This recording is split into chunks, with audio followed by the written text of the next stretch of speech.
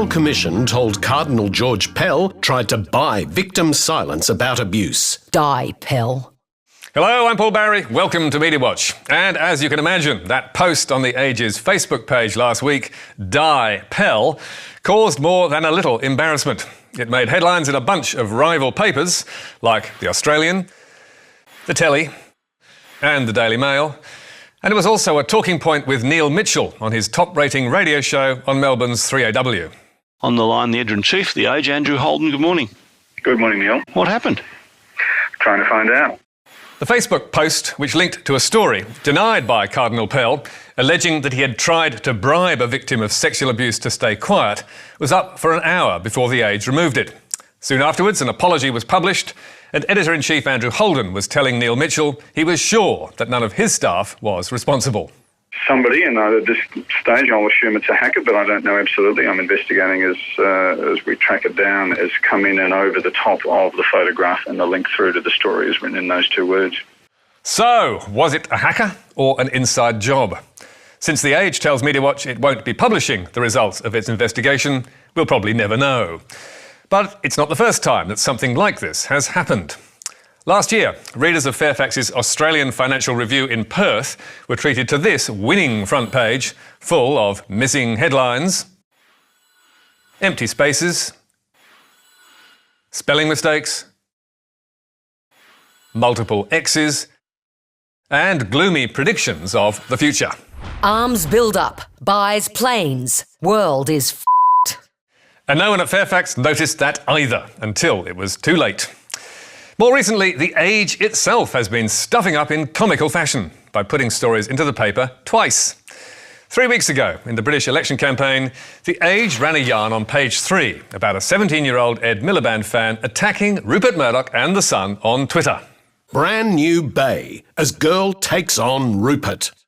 And just in case we missed it, The Age kindly reprinted the story on page 14, with a different headline and different subbing, but otherwise essentially the same. Media mogul Rupert Murdoch is often touted as the kingmaker in British politics. But in the dying days of this week's general election campaign, his mantle is under direct challenge from a 17-year-old girl. Yes, it was so good they told us twice. And this was not a once-off. Some 3 weeks earlier, on 11th of April, The Age published 2 identical features on Tesla's new electric car, with the first version on page 5 of Drive, and the second on page 14, with the exact same story. Tesla Model S, a combination of new technology and the latest style. But it's not just The Age that has been doubling up. Back in December, the Sydney Morning Herald's Rick Fennelly took New South Wales Corrective Services Commissioner Peter Severin out to lunch. Prison whisperer, running the jails is not a tough guy contest. 2 months later, for those who had missed it, the Herald reheated the lunchtime chat and served it up again. And 3 weeks ago, it repeated the trick, running the same page of Business Day in an early edition with the same CBD column 2 days in a row. But it gets better. Here is the Sydney Morning Herald's weather page for the weekend of 18th and 19th of April. And here is the forecast for Tuesday, the 21st. Partly cloudy, chance of rain 50%, amount 1 to 5 millimetres. So, is that how it actually turned out? Or not? It's been the most rain Sydney has witnessed since 2002. And the wettest April day since 1998. By 9 o'clock this morning, 119.4 millimetres of rain had been recorded, and it just has not stopped. Yes, Tuesday, 21st of April, was the day the massive storms in New South Wales began. Those bloody forecasters never get it right. But perhaps we should look at that weather page a little more closely. January the 1st to date, 2014. 2014? Why 2014? Well, the answer is that was last year's weather page from 18th of April 2014, which the Herald somehow managed to reprint by mistake. Amazing. But we haven't yet got to the punchline. This bizarre cock-up was spotted by a man who contacted the Herald and was looking forward to being congratulated in the paper's column 8. But come 25th of April, when column 8 was published, his tip-off was nowhere to be seen. So, was the Herald too embarrassed? Well, no. the paper had screwed up yet again by reprinting column 8 from the previous week. So why on earth are these disasters happening? Well, it may be something to do with the fact that Fairfax now does most of its subbing in New Zealand, although the company denies that's the reason. But it's also because costs have been cut to the bone, so fewer people now check what goes into the paper. And don't expect it to get better. Stop press. More pain in line for Big Three Fairfax newspapers. Last Thursday, the Financial Review's Joe Aston claimed his bosses at Fairfax are preparing another round of cost-cutting at, and I quote, what's left of the Fin, the Herald and the Age. Aston suggested the cutbacks will match the current 7% a year decline in revenue. And he added, Cuts of that magnitude are a terrifying prospect for the three mastheads now running on the smell of a rag. No, the rag's not even oily anymore. Soon after his column was published, Fairfax management issued a statement to say, there is no proposal, but we will always continue to look for efficiencies across the entire business. Which sounds to us like a confirmation.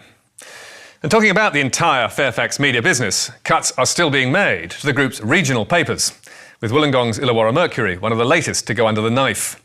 The Mercury looks set to lose 8 of its 21 journalists, 5 of its 8 photographers, 5 of its 6 online production staff, and its entire art department. But it won't be losing any subs because they all went in 2012. So how will it hit home? Mercury photographer Andy Zakelli, who represents the Media, Entertainment and Arts Alliance, told Media Watch, the House Committee asked management if they thought the job cuts and the move to News Now would affect the quality of the paper. They said yes. And it seems the Merc already has similar problems to the Age and Sydney Morning Herald with doubling up. Daryl Rogers, Wollongong. Nigel McKinnon, Coniston. Sorry, Daryl, or Nigel, whichever of those wasn't you. Redundancies at Fairfax regional papers will be rolling out into 2016, according to this Fairfax calendar, with the Newcastle Herald, Canberra Times and a raft of smaller papers all facing major cuts. But it's not just in print that this is happening. Last week, Win TV closed its bureau in Mackay and Mildura and canned the 2 local bulletins without even telling viewers they would not be back. So, all in all, it's gloomy times all round. But not, it must be said, for the king of Sydney radio, Alan Jones. He's had a terrific year, driving all before him and putting those pesky politicians to the sword. Every aspect of this is a disgrace, and Greg Hunt is on the line. Greg Hunt, good morning. Good morning, Alan. Are you going to resign today or pull this deal off? Which? Well, actually, what I'm doing is, as we should be doing, waiting for the Rural Fire Service give their views. No. Those views should have been got before you gave the consent. You can see why Jones is not a man whom politicians like to cross. And recently, he's won battles left, right and centre, with his latest victory being to stop construction of a controversial aged care facility on Sydney Harbour. This was to be on a site owned by the federal government and in Tony Abbott's electorate. But maybe that made it easier for Alan Jones to stop. The approval has been revoked. And did I have some role in this? Yes, I did. Do I apologise for it? No, I don't. Did I speak to people? My word, I did. Did we have arguments? Yes, we did. But last week, Jones finally met his match when the government decided not to hold an inquiry into allegations that BHP and Rio have been pushing down iron ore prices to wipe out their competitors. On 28th of April, Jones devoted 24 minutes of his show on Sky to Fortescue boss Andrew Forrest, who was leading the fight against the 2 big miners. And next day, he backed it up with another 10 minutes on his breakfast radio show on 2GB, casting BHP and Rio as bully boys and Forrest as, in my opinion, one of the great Australians.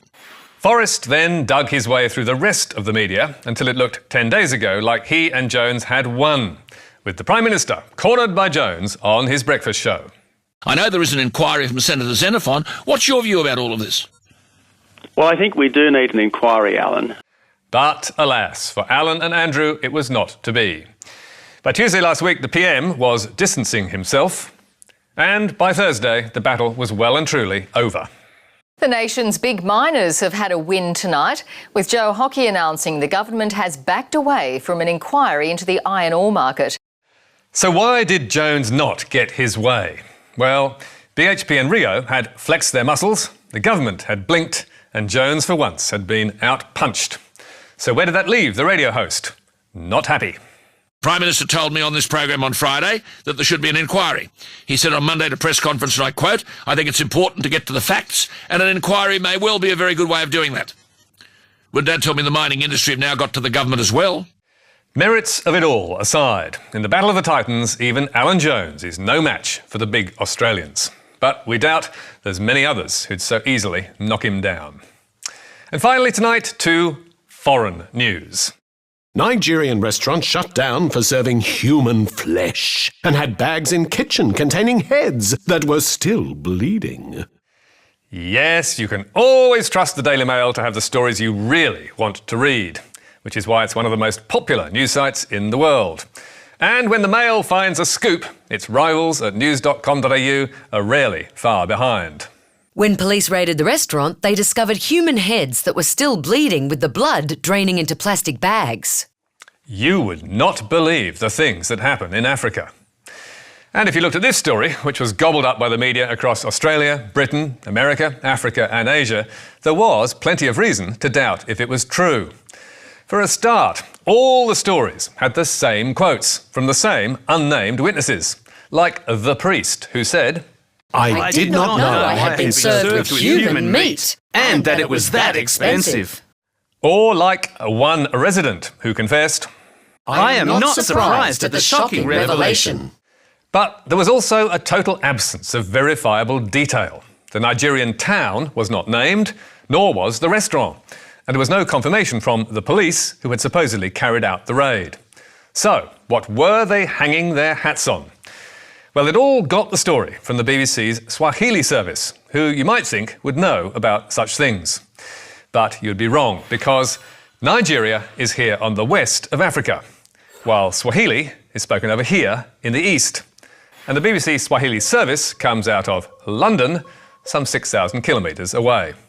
And sure enough, after the Nigerian police revealed the cannibal tale was nonsense, the Beeb was forced to admit it was incorrect and published without the proper BBC checks. We have removed the story and have launched an urgent investigation into how this happened. But the BBC, of course, weren't the only ones who failed to check if the story was true, or indeed if it was new. A quick search would have revealed that it had already done the rounds once in February last year in the UK Independent, New York Daily News and Metro UK, which managed to swallow it a second time last week. And it wouldn't have been hard to discover it was wrong. But perhaps no one cares, as long as it brings in readers. And here's another example of unlikely news from Africa, which was in the Daily Mail Australia the previous week, and which also went viral around the world, and which, thanks to the modern miracle of the robot voice, has been wowing them on YouTube too. Man is raped at gunpoint by 3 women so they could collect his semen in a cooler box and steal it in South Africa. A man was kidnapped at gunpoint and raped by 3 women, who collected his semen in a cool box and stealing it before abandoning their victim, and the method is part of a growing trend.